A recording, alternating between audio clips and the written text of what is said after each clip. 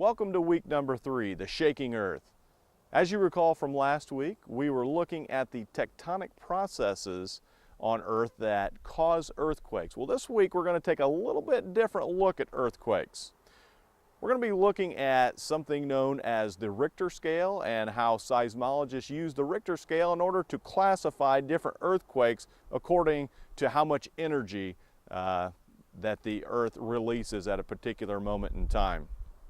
The next thing we're going to do is we're going to look at some of the individual earthquakes that have occurred out west to see how researchers and engineers are using that specific information and data to design buildings to save lives.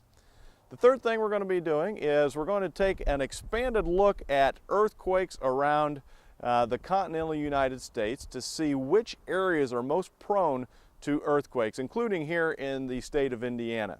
And finally, the fourth thing we're going to be looking at is something known as tsunami. And tsunami, just like the one that recently occurred in Japan and the one back in 2004, which caused devastation across that part of the earth. And we're going to be taking a look at what causes tsunami and ways that we can gather information and data to lower the impact that tsunami have around the world. I'm really excited about the information that is going to be presented this week in a variety of formats. We're going to be reading information about earthquakes around the world and within our own state here of Indiana. That information is going to come from the United States Geological Survey. It's also going to come from the Indiana Geological Survey. They have a tremendous amount of information about earthquakes and seismic events.